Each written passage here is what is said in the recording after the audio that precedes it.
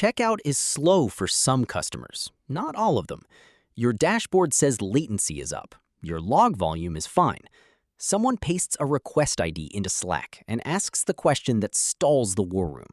What actually happened on this one request?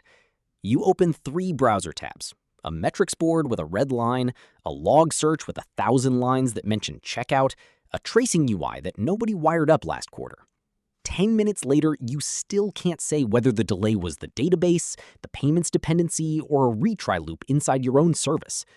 If you're new to this space, that feeling, I can see something is wrong, but I can't reconstruct the path, is exactly why observability exists as a discipline. If you already live in Prometheus and log aggregators, you know the gap. Metrics tell you that the fleet is sick. Logs tell you something printed. Neither alone shows the causal chain across services for one user action. This video is OpenTelemetry 101 for Observability Labs, not a product tour, not a vendor bake-off.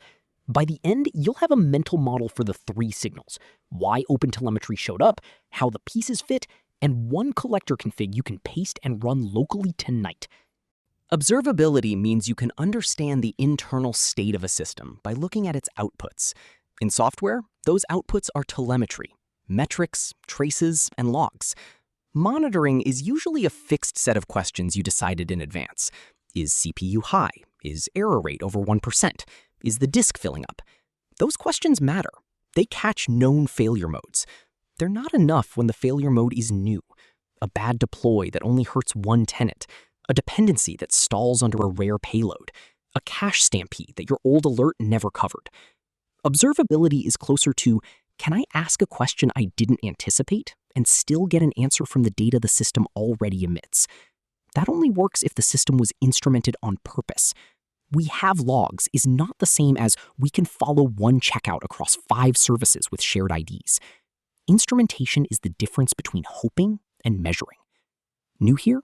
Keep one sentence. Monitoring watches thresholds you chose yesterday. Observability lets you investigate surprises today. Already deep in ops tooling? Translate it this way. If your only move during an incident is to widen a log query and scroll, you're missing structured, correlated telemetry. That's the hole OpenTelemetry is designed to fill. Before OpenTelemetry, teams got stuck in a bad trade.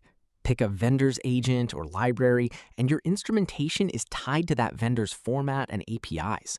Switch backends later, cost, politics, a better tracing UI, and you rewrite how every service emits data.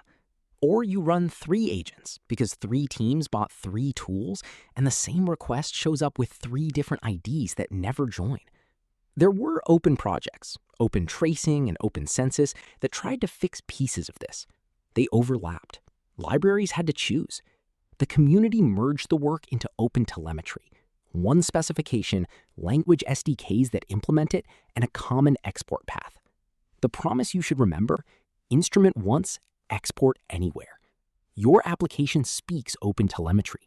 A collector can send that data to Jaeger, to a Prometheus-compatible stack, to a commercial backend, or to a local debug exporter while you learn. Changing the destination is mostly configuration, not a rewrite of business code. That matters for cost and for politics. Platform teams want one standard in the fleet. Application teams want to ship features without learning a new proprietary API every year. OpenTelemetry is the contract both sides can agree on. New here? Think of OTel as a shared language for what happened, not as another dashboard product. You still need somewhere to store and query data. OTel is how you produce and move that data without locking the producer to one buyer. Already shipping metrics with Prometheus? OTel doesn't replace the idea of time series. It gives you a vendor-neutral way to produce metrics, traces, and logs and move them through a common pipeline. Many teams keep Prometheus, or a Prometheus-compatible store, as the metrics backend and still adopt OTel at the edges. Hold this pipeline in your head. Almost every OTel diagram is a variation of it. Generate. Your service creates telemetry. That can be automatic instrumentation for HTTP servers, HTTP clients, databases, and messaging libraries. Or it can be manual spans and metrics you add around important business steps: reserve inventory, call payments, finalize order. Generation happens at the edge, inside the process that does the work. Collect. Data leaves the process, usually over OTLP, the OpenTelemetry protocol, to an OpenTelemetry collector. You can export straight from the app to a backend. For anything beyond a laptop demo, put a collector in the middle. Apps stay simple, policy lives in one place. Process. The collector can batch, filter, sample, drop noisy attributes, enrich with resource information, and limit memory under load. This is where platform teams get control later, shape traffic before it hits expensive storage. Export. The collector sends data to one or more backends, a tracing UI, a metrics store, a log platform. Same generated span can, in principle, feed different tools depending on how you wire exporters. Roles, said plainly. App/SDK. Create signals correctly and attach context so one request stays one story. Collector. Receive, process, export. Keep apps thin, absorb operational pain. Backend. Store, query, alert, visualize. If generation is wrong, no backend saves you. If collection is fragile, you lose data when you need it most. If processing is careless, you either drown in cost or drop the spans that would have explained the outage. Observability Labs cares about fault isolation and decoupled processing. That shows up hard in collector design in later episodes. Today, we only need the shape. Apps generate, collector sits in the middle, backends consume. A metric is a numeric measurement aggregated over time. Request rate, error count, latency histogram, active connections, heap size. Metrics are comparatively cheap to store, and they're perfect for dashboards and alerts. P99 latency over SLO for checkout is a metrics question. Are we taking more errors than yesterday at this hour? Is a metrics question. In OpenTelemetry, you'll hear instrument types like counters, up-down counters, gauges, and histograms. You don't need every type memorized today. You need the job. Summarize the health of many requests so you notice when the fleet drifts. A counter goes up, requests finished, bytes sent. A histogram buckets values, latency, payload size, so you can talk about percentiles. A gauge is a point-in-time reading, queue depth right now. Already on Prometheus? Your mental map is close. Counters and histograms feel familiar. The difference in an OTel world is often how they are produced and shipped, via SDK and OTLP, or via a collector that scrapes or receives, not that time series suddenly stopped mattering. Metrics answer, is something wrong across many requests? They rarely answer, what happened inside request X from user Y at 1403. For that, you need traces. A trace is the story of one request, or one logical operation, as it moves through your system. That story is made of spans. A span is a timed unit of work. Handle an HTTP request, run a SQL query, publish to a queue, call the payments API. Spans nest. A parent span owns child spans. Together, they form a tree with timing, status, and attributes. When metrics say checkout latency spiked, you open traces for that service and time window. You sort by duration. You pick a slow example. Then you look for the long child span. Was it the database? A dependency timeout? Retries stacking up? A lock held too long? Traces are how you reconstruct causality across service boundaries. Service A called B waited on C returned 503, A retried, the user saw a spinner. Without a trace, that story is folklore in Slack. With a trace, it's a timeline. New here? Imagine following one package through a warehouse with a timestamp at every station. That's a trace. Each station stamp is a span. The total time is the trace duration. The slow station is the span you zoom into. You will also hear two kinds of labels. Resource attributes describe who emitted the data. Service name, deployment environment, service version, host. They answer which checkout API. Span attributes describe what this span did. HTTP route and status, messaging destination, DB system. They answer which operation inside that service. Good traces are boring when things work and decisive when things don't. That's the point. A log is a discrete event with a timestamp. An error message, an audit line, a debug statement, a payment declined record with a reason code.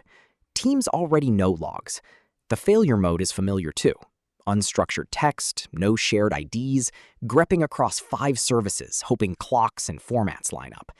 You find a stack trace in service A and a timeout in service B, and you assume they're the same request because the times are close. In an OpenTelemetry aware setup, logs work best when they're structured, fields, not freeform novels, and when they carry trace context, especially trace ID and span ID. Then a slow span is one query away from the exact log lines for that request. The war room question stops being which grep and becomes open this ID. Logs answer, what did this process say at this moment? They become powerful when they're glued to the trace that caused them. Alone, they're a haystack. Attached to a span, they're the footnote that explains the spike. Put the 3 signals in the order you actually use them during an incident. A metric fires. Checkout error rate or latency crossed a threshold. You know something is wrong in aggregate. You open traces for that service and window. You pick a slow or failed example. You see where time went. From the bad span, you pull logs that share the same trace ID. You see why. The exception message, the decline code, the config value that was null. That's the loop. Metrics detect. Traces locate. Logs explain. If your stack can't do that join today, you're not bad at tools. You're missing shared context in the telemetry. Different libraries minted different IDs. Agents didn't propagate headers. Logs never received the trace ID. OpenTelemetry's job is to make that context the default path. W3C trace context on the wire, consistent IDs in the SDK, not a custom snowflake per language and vendor. When correlation works, incident time drops because you stop arguing about which graph is the real one. You follow one ID end to end. Quick map of the names you'll see in docs and README files. API, the stable interface your code or instrumentation libraries call to create spans and metrics. Prefer depending on the API and application code, so the SDK behind it can evolve. SDK, the engine behind the API inside the process. Processors, sampling, exporters, batching before data leaves the app. A lot of behavior is driven by environment variables, so you can change export targets without a rebuild. Auto instrumentation, agents or libraries that wrap common frameworks so you get HTTP and DB spans without rewriting every handler. Install steps differ by language, Java agent jar, Python distro, node loaders, but the idea is the same. Capture the boring path automatically, add manual spans for business-critical steps. Collector, a separate binary, sidecar, or daemon set that receives telemetry, processes it, and exports it. Keep heavy policy here when you can. Scrubbing, sampling, choosing backends, protecting memory. Apps generate, the collector operates the pipeline. OTLP, the protocol between components. Default ports you'll see everywhere. 4317 for gRPC, 4318 for HTTP. When someone says point the app at the collector, they usually mean set an OTLP endpoint on one of those ports. We are not covering routing connectors or multi-tenant fanout today. First, make one clean path work. Application generates, collector receives on OTLP, something you can see prints or stores the data. Everything advanced in later videos assumes you can already do that. Goal, a collector that accepts OTLP and prints telemetry locally with the debug exporter. No Jaeger install, no cloud account, no cluster required for this lesson. Save a file named otel-collector-config.yaml. On screen, you will see the full YAML. Read it top to bottom. This is the mental model in YAML. Receiver, OTLP, accepts OTLP on the standard ports. Traces are what we'll exercise first. The same receiver can feed metrics and logs pipelines when you add them. Processor, batch, groups spans before export, so you don't spam the exporter one span at a time. In production, you'll usually put a memory limiter early in the processor list, so a burst can't take the collector down. Skip it for this first run. Remember it exists for the next episode of real configs. Exporter, debug, writes what arrived to the collector's own log. Perfect for learning. Later, you replace or add exporters aimed at a real backend. The app keeps speaking OTLP. Only this file changes. Pipeline, traces, wires those 3 stages in order: receive, process, export. Metrics and logs pipelines use the same shape under metrics or logs. Same receivers/processors/exporters pattern. Different signal. Start the collector with your distribution's usual flag, pointing at this file. For example, the contrib binary with --config equals otel-collector-config.yaml. You should see it listening on 4317 and 4318. On the application side, you typically don't start by rewriting business logic. You set environment variables, so the SDK exports OTLP to your collector. OTel service name equals checkout-API, OTel exporter OTLP-endpoint equals http://localhost:4317. Exact variable names and whether you use gRPC or HTTP can vary slightly by language SDK and version. Check the Getting Started page for your runtime. The pattern is stable. Name the service, point OTLP at the collector. Run the collector, start any small sample that exports OTLP. Your language's official Getting Started app is enough. Hit it once and watch spans show up in the debug output. When you see a span name and a duration print locally, you've completed the generate, collect, process, export loop on your machine. That's the whole hands-on for episode 1. 1 config, 2 end vars. Proof that the path works. You now have the spine. Observability is asking new questions from telemetry, not only watching fixed dashboards. OpenTelemetry exists so you instrument once and keep backends swappable. The mental model is generate, collect, process, export. Metrics detect, traces locate, logs explain, and they earn their keep when they share context. The API and SDK generate. The collector and OTLP move and shape. Backends store and query. One YAML file is enough to prove the path tonight. Do this before you close the laptop. Paste the collector config, set OTel_service name and an OTLP endpoint. Confirm debug output for a single request. If that works, you're not starting OpenTelemetry someday. You've already started. Next on Observability Labs, we'll go deeper on the collector, batching, limits, and how decoupled pipelines earn the channel tagline, fault isolation, decoupled processing, and careful thinking about overhead as data moves. If this mental model helped, subscribe so you catch that path when it ships.